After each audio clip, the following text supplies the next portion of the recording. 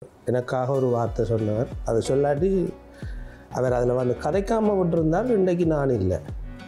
யாழ்ந்து கல்லூரி கிரவுண்ட்ஸுக்குள்ளே போட்டு எரிக்கப்பட்ட 17 பேரோட நானும் ஒரு ஆளாக இருந்தேன். பாடசாலை கால ஞாபகங்கள் சொல்லுங்கள். குளப்படி விட்ட குளப்படிகள். நான் மதில் பாய்கிறேன் இல்லை, முன்வாசலாலேயே சைக்கிள் எடுத்துகிட்டு போயிடுவேன்.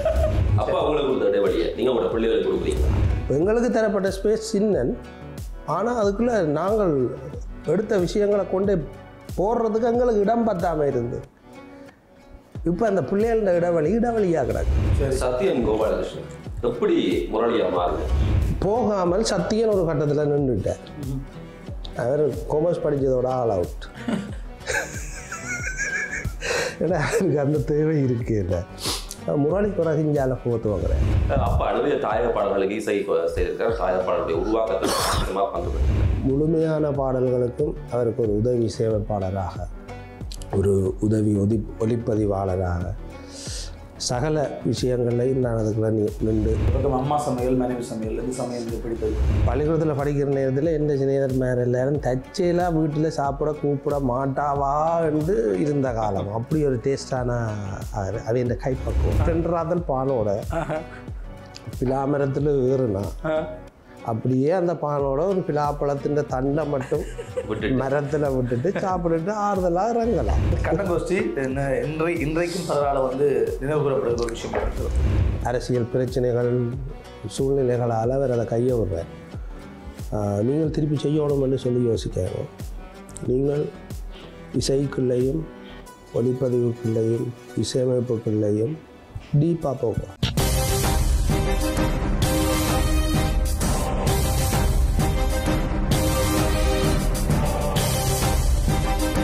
தொடர்ந்து பேசலாம். இந்த நக்கீரன் சபையில் கூட்டுக்கதை முரளியில் நிறைய விஷயம் பேசுகிறோம். சொன்னீங்க 7 வயசுல தன் வேலை பழுவை குறைக்கிறதுக்கு அப்பா இந்த துறைக்குள்ள கொண்டு போயிட்டாரு. சச்சித்தாவை அப்படி கொண்டு போகாட்டி முரளி என்ன இன்னைக்கு எப்படி இருந்தது?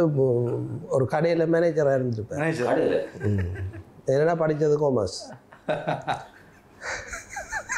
ஏன்னா எனக்கு அப்போவே ஒரு பெரிய குழப்பம் வந்தது. எனக்கு இதில் இன்ட்ரெஸ்டாக இருக்குது. நான் காமர்ஸை படித்து என்ன போகிறேன்.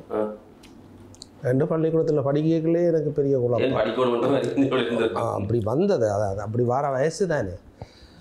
ஆனால் அந்த படிப்புகளை நாங்கள் எப்படி பிறகு இதுக்குள்ள கனெக்ட் பண்ணிக்கொள்கிறோம்.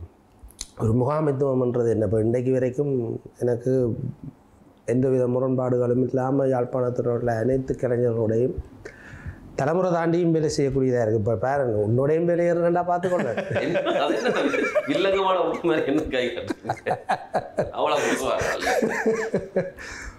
அவன் இல்லை, நான் சொல்கிறேன், இந்த வயசு வித்தியாசம் இப்போ நிறைய வித்தியாசம் இருக்குது. இப்போ நீங்கள் ஹிந்து காலேஜில் வரைக்குள்ள கூட என் பேரை தான் கேள்விப்பட்டிருப்பீங்களே ஒழிய என்ன தெரிஞ்சிருக்காது உங்களுக்கு. அப்போ அதெல்லாம் தாண்டி பெரிய நிகழ்ச்சி சில நடந்தால் அப்போ நீங்கள் ஒளியமைப்புக்கு வருவேன். அப்போ கூட என்ன அங்கே என்ன பழைய மாணவன்றது பள்ளிக்கூடத்துலேயே தெரியாது. அது அடுத்த விஷயம். சரி, பாடசாலை கால ஞாபகங்கள் சொல்லுங்கள். குளப்படி விட்ட குளப்படிகள். நான் குளப்படி பள்ளிக்கூடத்தில் விடே இல்லை. ஏன்னா அப்படி ஒரு சூழ்நிலைக்கு போக இல்லை. அதாவது நிறைய பேருக்கு தெரியாது. நான் மதில் பாய்கிறேன் இல்லை, முன்வாசலாலேயே சைக்கிள் எடுத்துகிட்டு போயிடுவேன்.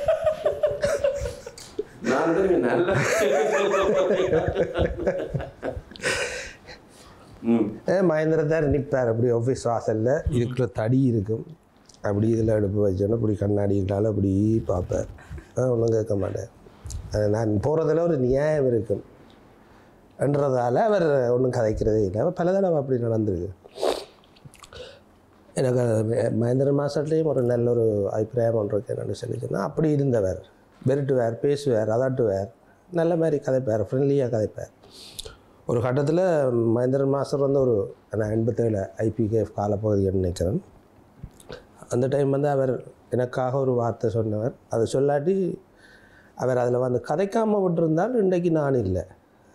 யாழ்ந்து கல்லூரி கிரவுண்ட்ஸுக்குள்ளே போட்டு எரிக்கப்பட்ட 17 பேரோட நானும் ஒரு ஆளாக இருந்திருப்பேன். அவர் அந்த இடத்துல வந்து ஸ்ட்ரைட்டாக நின்று சொன்னார், இவர் எங்களோட பள்ளிக்கூடத்து மாணவன், அவரை நீங்கள் உடனடியாக விட வேணும். உடனே ஃபைட் பண்ணி எடுத்து அப்படி ஒரு ஆசிரியர்களுக்கும் எங்களுக்குமான அந்த நம்பிக்கை உடையாமல் இருக்கணும். அது ஒரு இதை நான் எப்பவும் உதாரணமாக சொல்கிறேன். நான் பலருக்கு இன்றைக்கு நீங்களும் இந்த துறையில் இந்த வாழ்க்கையை விரும்பி ஏற்றுக்கிறீங்க, எப்படி இருக்குது உண்மையில் அப்பாவை பார்த்ததுக்கு இப்போ நீங்கள் செய்கிற வேலை?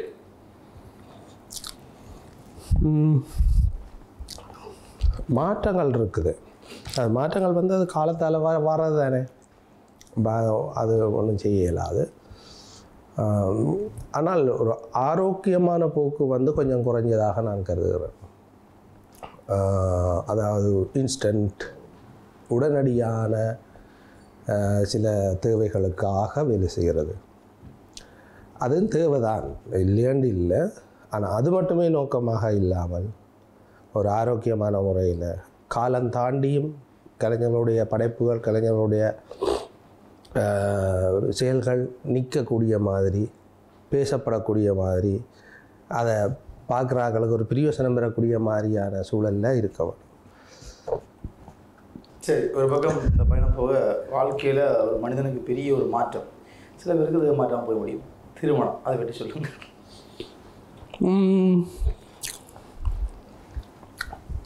என்னுடைய நண்பர் ஒருத்தர் எனக்கு சொல்லுவார் என்னன்னு சொல்லி சொன்னால், அது ஒரு மிக பயங்கரமான ஒரு விமர்சனம். சவாலை எப்படி எதிர்கொள்கிறது, அதை எப்படி தீர்க்கிறதுன்றத நீ வந்து உன் ஒவ்வொரு விஷயத்திலையும் செய்து கொண்டிருக்கிறோரா.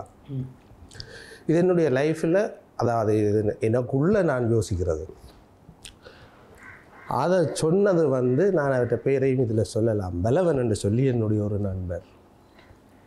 அவர் தான் இந்த விமர்சனத்தை அண்மையில் சொன்னவர். லைஃப்பில் ஒவ்வொரு விஷயமே சவால். டெய்லி கண் முழிச்சதுலேருந்து நிதிரைக்கு போகும் வரைக்கும் ஒரு விஷயமும் சவால். இவர் அதை என்னை பற்றி சொன்ன அந்த அவருடைய கணிப்பு, அவர் ஒரு நாளில் இந்த கணிப்பை சொல்லவே இல்லை. இப்போ நீங்கள் கேட்டது கூட அதுக்குள்ளே தான் நடக்கும். திருமணம் பண்ணுறதும் ஒரு சவால். யாருன்னு தெரியாது, என்னையதான்னு தெரியாது. திருமணம் முடிக்கிறோம், இப்படி இருப்பேன். ஆனால் காதலிக்கிறோம்.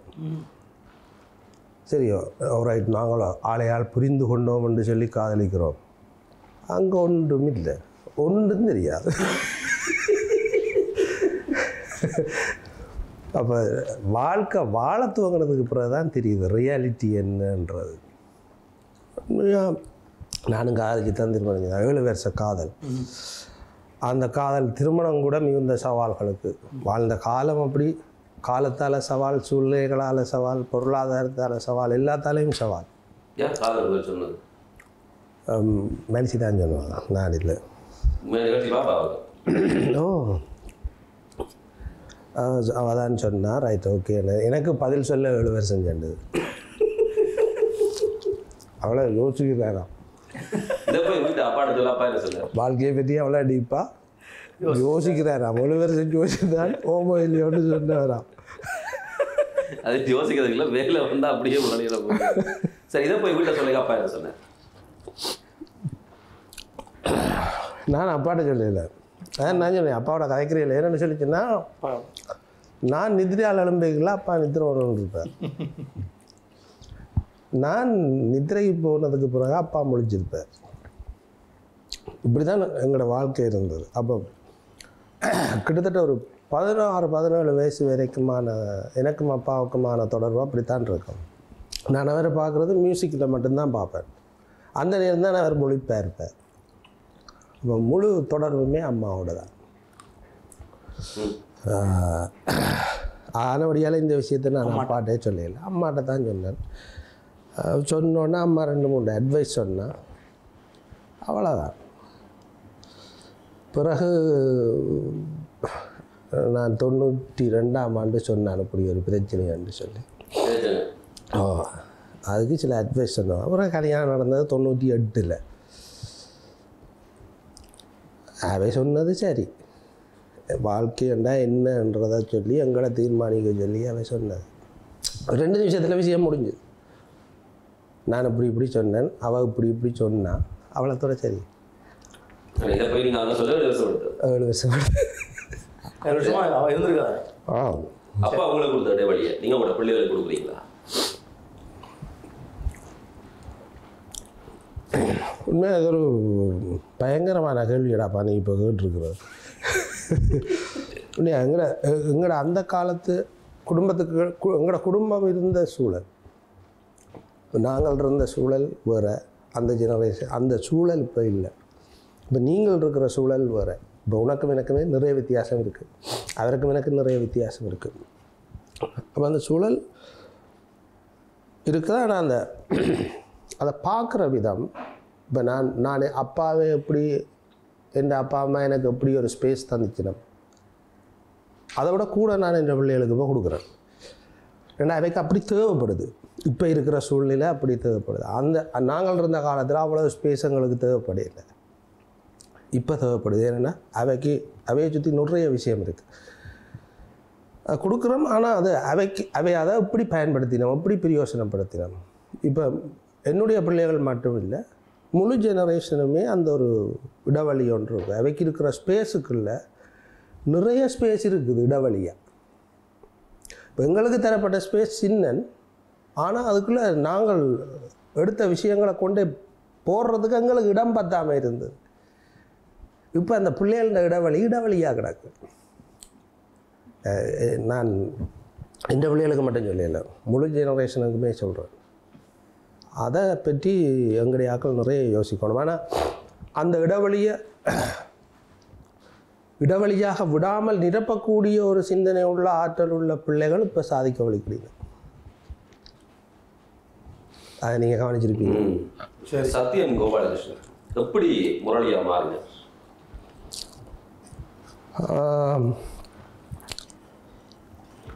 சத்யன் கோபாலகிருஷ்ணன் முரளியா மாற இல்லை. சத்யன் கோபாலகிருஷ்ணனாயே இருந்துட்டார். அவர் அதுக்கு பிறகு நகரே இல்லை. முரளி உருவாக்கப்பட்டார். என்ன பேர் வந்தது? அந்த சூழல் எங்கே போய் நாங்கள் இணைஞ்சு கொள்கிறோம், எதை எங்களுக்குள்ள உள்வாங்குகிறோம், எதை உள்வாங்கி கொண்டு அதன் வழி நாங்கள் ரைட் இதில் தொடர்ந்து போவோம், இதில் ஸ்டெப் அப் பண்ணுவோம், இந்தந்த விஷயத்தை நான் ஃபாலோ அப் பண்ணுவோம், இதில் சில விஷயத்தை நாங்கள் அச்சீவ் பண்ணுவோம். இதில் என்னால் சாதிக்க முடியும், சாதிப்போம். அதுக்கு காலம் எடுக்கிறது, அதுக்கு அர்ப்பணிக்கிறது, அதை தேடுறது, அதோடு கிடந்து உழல்றது. இப்போ நான் டாக்டராக வரணும், என்ஜினியராக வரணும், ஒரு மியூசிஷியனாக வரணும் என்ன, அதுக்கு நாங்கள் சாக்ரிஃபைஸ் பண்ணணும். நிறைய விஷயங்களை அர்ப்பணிக்கணும்.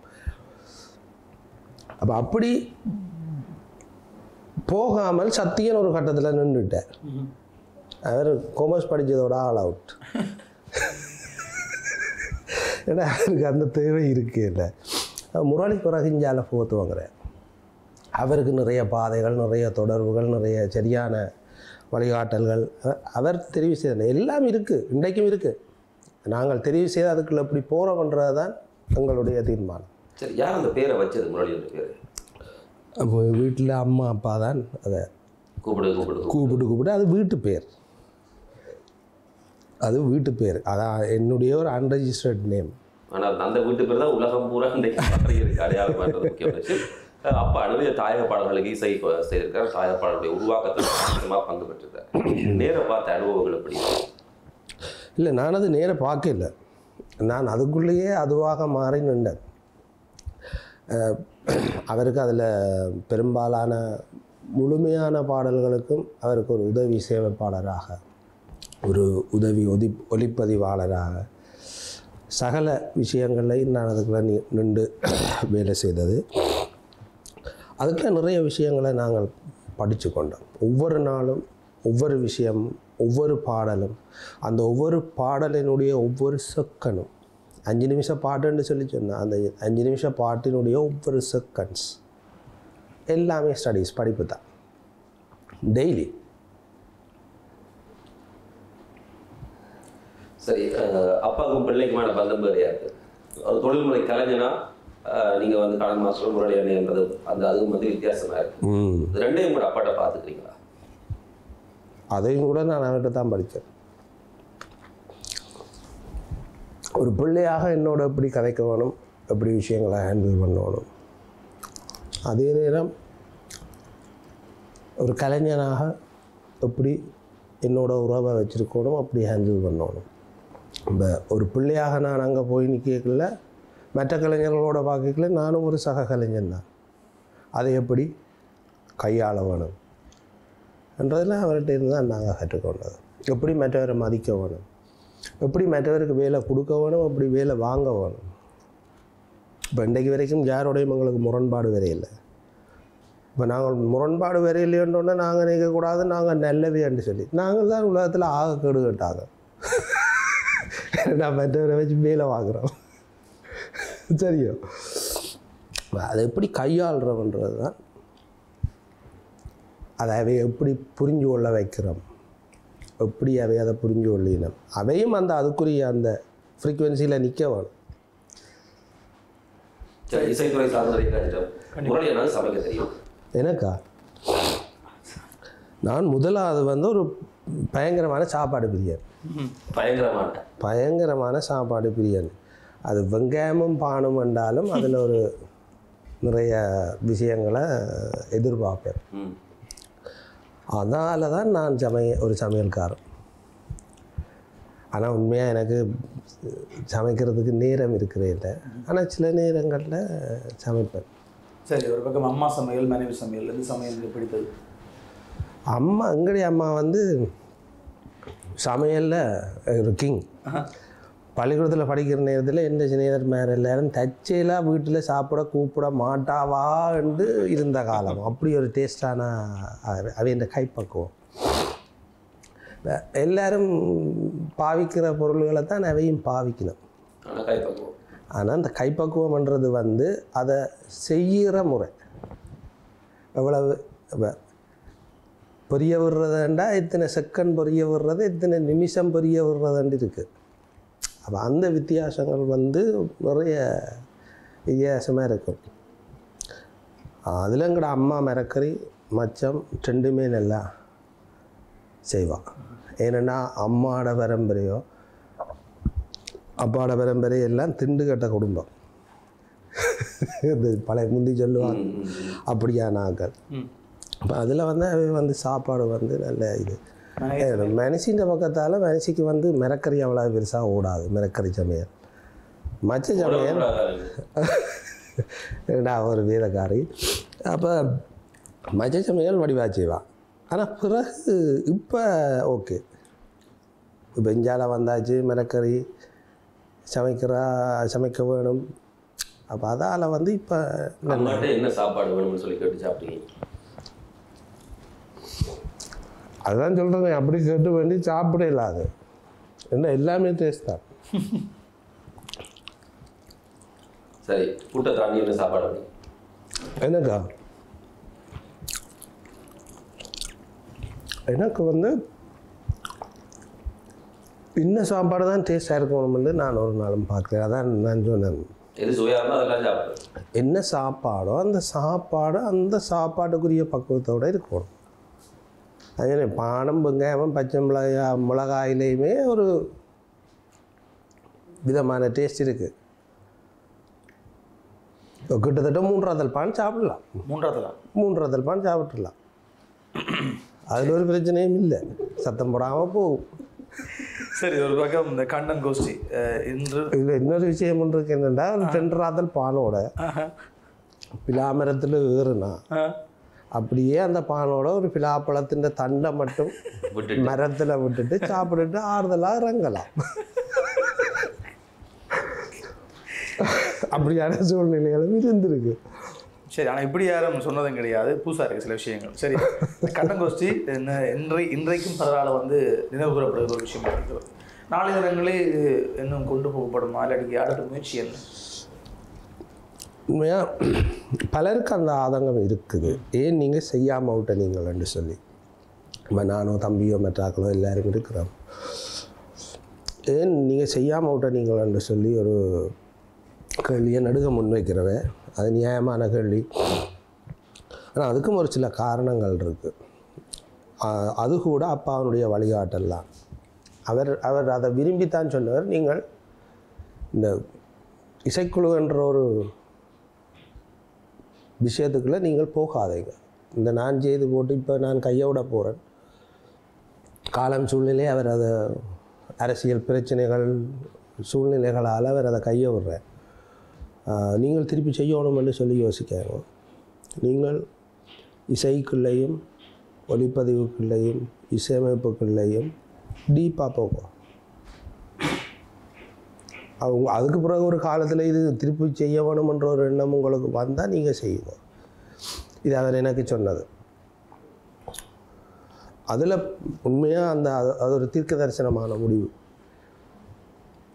அது இப்போ நான் இன்னொரு வகையில் சொல்கிறேன்னு சொல்லி சொன்னால், அதை ஒரு புத்திபூர்வமாக சொல்கிறேன்னு சொல்லி சொன்னால், ஒன்று போல செய்தல், செய்யப்பட்டதை போல திரும்ப திரும்ப திரும்ப செய்தல்.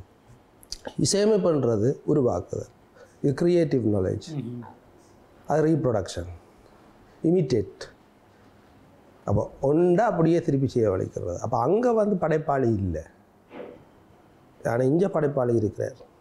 காலம் தாண்டி நிற்க போகிறது இதுதான். இதைத்தான் அவர் எனக்கு விளங்கப்படுத்தினது. இது எனக்கு அவர் விளங்கப்படுத்தியல 18-19 வயசு இருக்கும். அதாவது அங்கே இசையமைப்பாளர் அமரர் ரமணன் அண்ணன் இருந்தவர். அப்போ ராஜன்ஸ் இசைக்குழுவில் கீபோர்ட் வாசிக்கிறதுக்கு ஆள் இல்லைன்னு சொல்லி ரமணன் அண்ணன் வந்தால் என்ன கேட்குறார், முரளி நீர் வேறு கிட்டார் வாசின்னு நான் கீபோர்ட் வாசிக்கணும். அப்போ நான் சொன்னேன் அப்பாட்டி இருக்கா கேளுங்கன்னு. ஏன்னா ஏற்கனவே எனக்கு இந்த கதை அப்பா எனக்கு காதுக்கு போட்டிருந்தபடியால். அப்போ அவர் போய் அப்பாட்ட கேட்க, அப்பா சொன்னார் பிரச்சனை இல்லை நீ கூட்டி கொண்டு போண்டா அவரை சொல்லிட்டேன். அப்போ எனக்குன்னு சொல்லிட்டேன், நீ போகிறேன்டா போன்னு சொல்லி. அப்போ அவர் எனக்கு தெளிவான உலகத்தை தந்து போட்டு விட்டவர். சரி, விரும்பிய இந்த வாழ்க்கை இசைத்துறை இந்த துறைக்குள்ளே இருக்கணும்னு சொல்லி எப்படி இருக்கு இப்போதைய வாழ்க்கை உங்களுக்கு? காலம் முடிஞ்சா பொழுது வர்ற வரைக்கும் என்ன நடக்குது? உண்மையாக சந்தோஷமாக போகுது, ஒரு ஸ்ட்ரெஸ் இல்லை. ஆனால் அந்த வேலை ஸ்ட்ரெஸ் இருக்குது. அந்த டைமுக்கு முடிக்கணும், அவ்வளோ செய்யணும், அவ்வளோ பேரையும் கோஆர்டினேட் பண்ணணும், அவ்வளோ பேரையும் கொண்டு வந்து அதை செய்து முடிக்கணும், அந்த டேட்டுக்கு கொடுக்கணும், டைமுக்கு கொடுக்கணும், இப்படியான பிரச்சனைகள் எல்லாம் நிறைய இருக்குது. ஆனால் அந்த வேலை சந்தோஷமாக போய் கொண்டிருக்கும். நித்தமும் புது புது விஷயம், புது புது சவால், அதை சமாளிக்கிறது, அதை செய்கிறது, ஒவ்வொன்றையும் பாஞ்சு தாண்டி வெற்றி கொள்வது ஒரு சந்தோஷமாக போகுது. இந்த வாழ்க்கையில் மறக்க முடியாத அனுபவம் அதை சொல்லுவீங்க? அது நிறைய இருக்குது. மறக்க முடியாத ஒவ்வொரு சவால்களும் மறக்க முடியாத சவால்கள் தான். சரி, மறக்க முடியாத விமர்சனம் சொன்னால் மறக்க முடியாத விமர்சனம் உங்கள் மீது வைக்கப்பட்ட விமர்சனம் எல்லோரும் நல்ல மாதிரி தான் சொல்லியிருக்கிறோம். பிள்ளையா இது வரைக்கும் எனக்கு ஒருத்தரும் சொல்லலை. நான் இந்த கேள்வியை இப்போ தான் முதல் சந்திக்கிறேன். சரி, இசைத்துறை சார்ந்து உங்களுடைய நண்பர்கள் யார் யார்?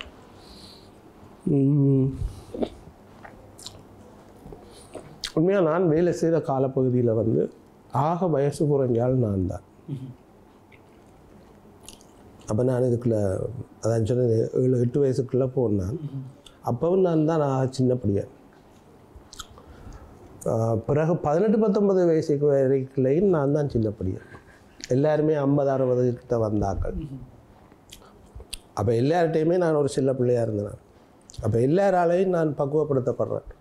அப்படியே உண்மையாக அது ஒரு வரம். இதான் நான் சொல்கிற அந்த வரம். ஒரு சந்தர்ப்பத்திலையும் அப்படி பார்க்கக்குள்ள நிறைய பேர் எனக்கு மறக்க முடியாத சம்பவங்களை தந்திருக்கிறோம். அவர்களுடைய வார்த்தைகள், அவர்களுடைய அணுகுமுறைகள், அவர்கள் என் மீது சொல்கிற விமர்சனங்கள், ஒரு விஷயத்தை செய்கிறதுக்கு அவ சொல்கிற தந்திரங்களும் டெக்னிக்ஸும். இப்போ இது இப்படியெல்லாம் நிறைய இருக்குது. அப்படி பார்க்கக்குள்ள நிறைய இருக்கிறோம்.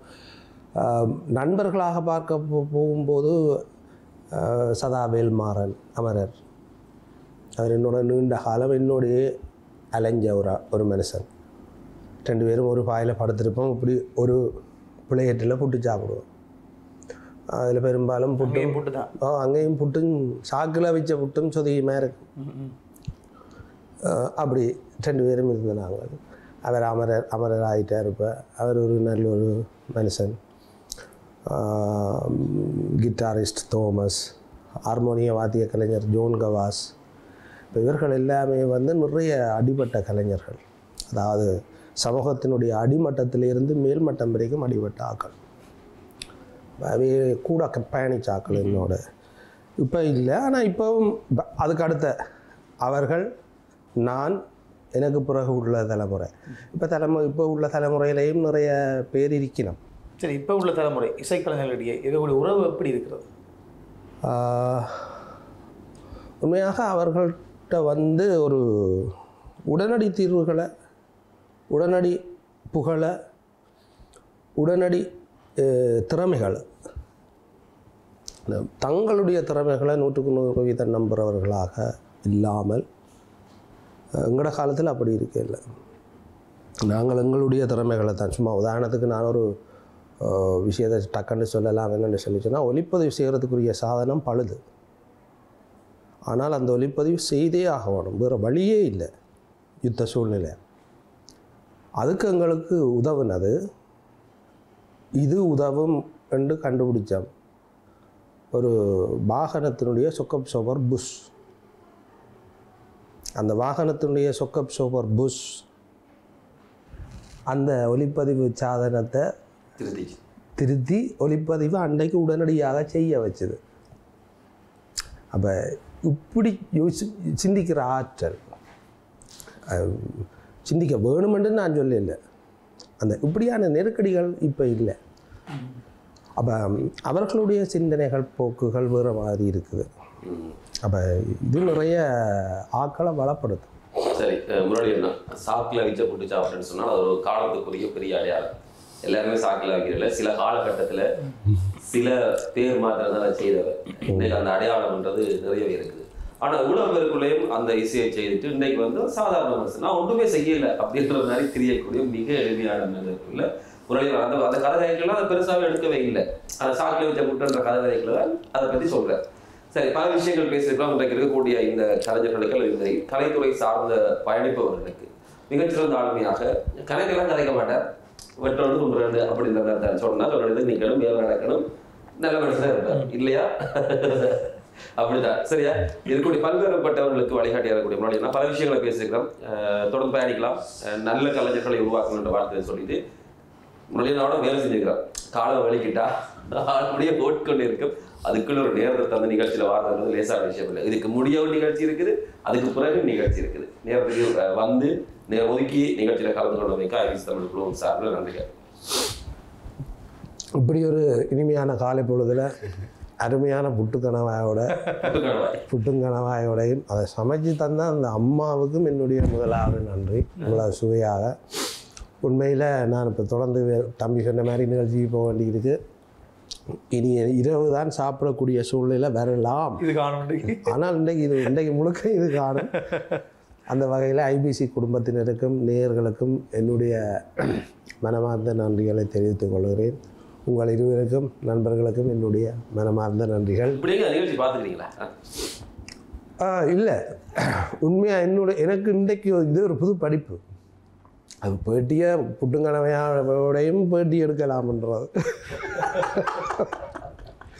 இப்படி ஒரு பேட்டி எடுக்கலாம். உண்மையாக இது ஒரு ரிலாக்ஸான பேட்டி.